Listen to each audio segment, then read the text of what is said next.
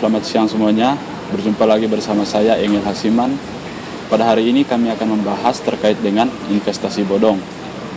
Pada hari ini saya ditemani dengan rekan saya bersama. Ya, nama saya Muhammad Raihan, rekan dari Bapak Engel Hasiman. Ya kan, saya banyak dengar berita tuh Pak tentang investasi bodong.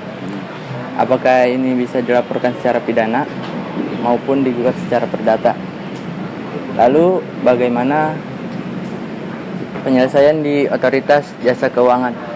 Oke, terkait dengan pertanyaan rekan saya tadi, Rehan, apakah itu bisa digugat secara perdata maupun dilaporkan secara pidana? Lalu bagaimana dengan penyelesaiannya di otoritas jasa keuangan?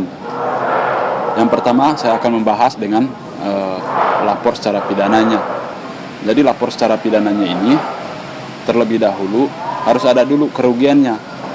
Nah, setelah kerugian itu timbul, kita bisa melaporkan pihak yang investasi tersebut, dilaporkan secara pidana, yaitu dengan penipuan, yaitu dalam pasal 378 KUHP atau Kitab Undang-Undang Hukum Pidana, dan penggelapan di pasal 372 KUHP.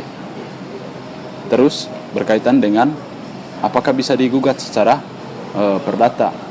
Bisa saja digugat secara perdata apabila di dalam suatu perjanjian antara investasi dengan pihak investasi dengan kita yang menginvestasikan terdapat klausul-klausul yang di sana menimbulkan suatu adanya beban prestasi, maka itu akan bisa digugat secara perdata.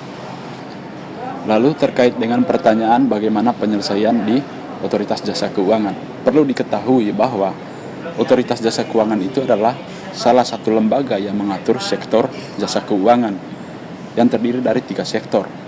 Yang pertama itu adalah perbankan, yang kedua itu adalah pasar modal, yang ketiga itu adalah industri non-bank. Industri non-bank itu terdiri dari, atau misalnya perusahaan asuransi dan perusahaan pembiayaan dan lain-lain.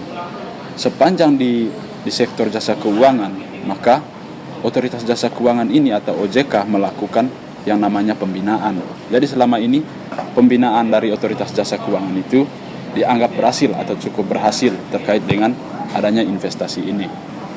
Tetapi ketika dia bukan merupakan sektor jasa keuangan, contohnya perdagangan, terus koperasi, training, itu berada pada kewenangan masing-masing yang memberikan izin. Jadi otoritas OJK di sini tidak punya kewenangan untuk mengatur terkait dengan perdagangan, koperasi, dan training itu. Jadi pada intinya OJK itu hanya mengatur atau hanya mengawasi yang berkaitan dengan sektor jasa keuangan. Lalu pertanyaan yang sering muncul juga terkait dengan investasi bodong ini adalah bagaimana kalau seandainya perusahaan atau korporasi itu melakukan investasi bodong? Apakah bisa dipidanakan atau dilaporkan secara pidana? Perlu diketahui bahwa korporasi itu di dalam Kitab Undang-Undang Hukum Pidana kita, dalam pasal 59 terlebih khususnya, belum diatur secara khusus bahwa korporasi itu adalah sebagai subjek hukum. Yang bertanggung jawab di dalam hukum pidana kita itu adalah direksi. Jadi dialah yang mewakili perusahaan atau korporasi di dalam maupun di luar pengadilan.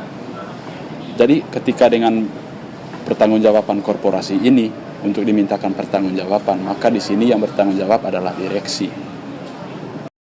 Oke, itu saja penjelasan dari kami terkait dengan investasi bodong. Semoga dapat bermanfaat. Terima kasih.